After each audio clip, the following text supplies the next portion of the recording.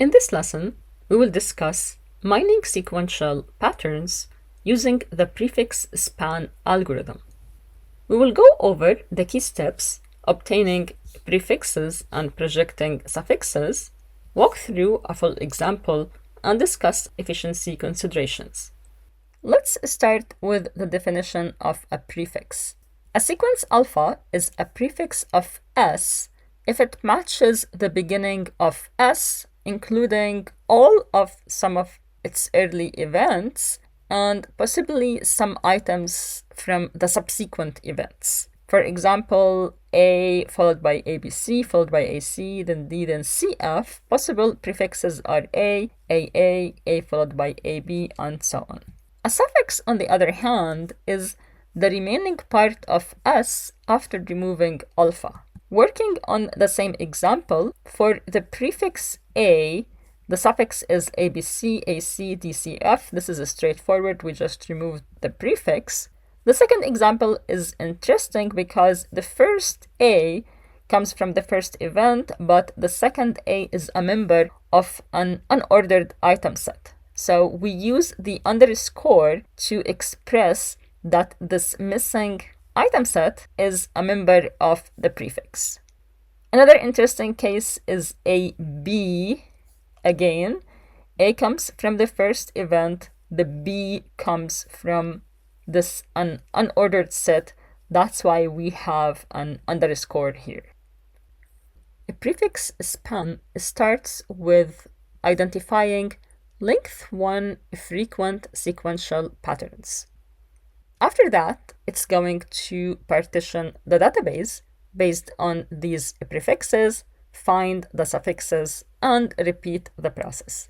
Let's read through the formal definition. Let x1, x2, all the way to xn be the complete set of length 1 sequential patterns in a sequence database. So it's implied that those length 1 patterns are frequent. The complete set of sequential patterns S can be partitioned into n disjoint subsets. Let's see how this looks like in a concrete example. This is our sequence database. We identified length 1 frequent sequential patterns. We partitioned the database based on these prefixes and found those projected database or suffixes. In the following steps, we will do this step recursively. We are going to pick one of the prefixes and work through all of its possible suffixes in the partitioned database. Let's read through the definition. Let alpha be a length L sequential pattern. Let's say alpha equals to A. And beta 1, beta 2, all the way to beta m be the set of length L plus 1 sequential patterns with a prefix A. So if alpha is A, that means beta 1 can be AB, beta 2 can be AC, beta 3 maybe can be AF, and so on.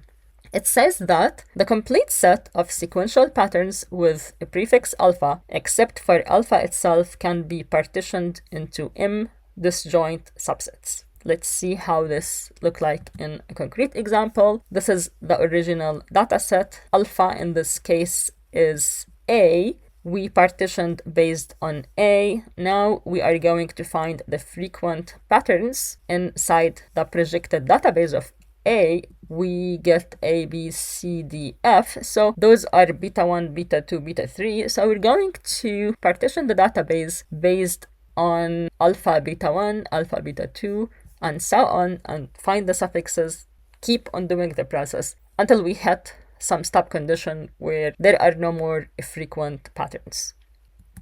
Let's put everything together in one complete example. We started with the same sequence database, and we're only going to pursue the A prefix path. So there are B, C, D, and so on. We're going only to work on the prefix A. At this point, we found the projected database of the prefix A, which is not very surprising for the first sequence we just removed A. For the second sequence, we put an underscore. Notice that on the third sequence, there is no A in the first event, so we drop it. In the second event, we have an underscore. Similarly with the fourth sequence. Now we have our betas A, B, C, D, F. We are going to partition based on AA, AB, AC, AD, AF, and mine for frequent patterns and keep on partitioning. To obtain the projected database for AA, we are going to extract A from the projected database from the previous step. So now I'm looking at this projected database. So A followed by A, I'm going to put an underscore in the first sequence. And in the second sequence, I'm not going to encounter A until the last event. Then the third and the fourth sequences, they don't have this pattern. Notice that we don't have anything frequent between those two, so we move to the next partition. Now we are going to find the projected database for AB.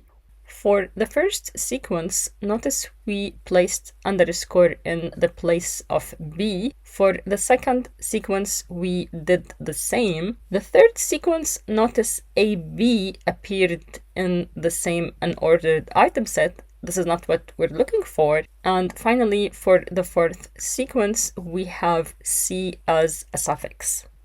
We continue the process. We find that underscore C, A, and C are all frequent patterns. Underscore C is actually an interesting pattern because now we are looking at B and C together in an ordered item set.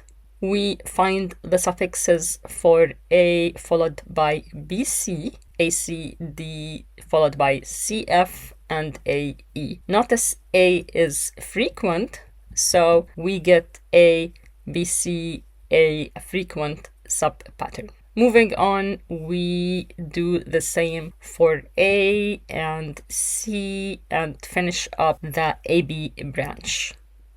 Here's another interesting case. We also need to mine AB because it appeared in the first sequence and the third sequence.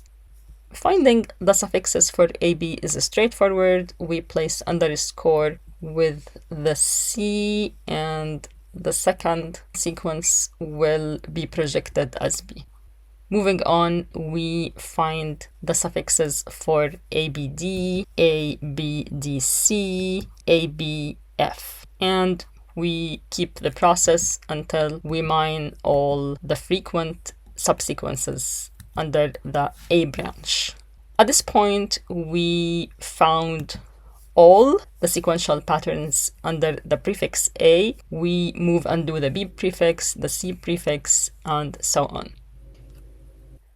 On the implementation side, the recursive process of partitioning the same sequence database based on various prefixes is going to consume large amount of memory if it's not implemented properly. For such problems, it's advised to use pointers instead of physical memory copying, so the algorithm would run efficiently. In summary, we discussed the PrefixSpan algorithm to mine frequent sequences.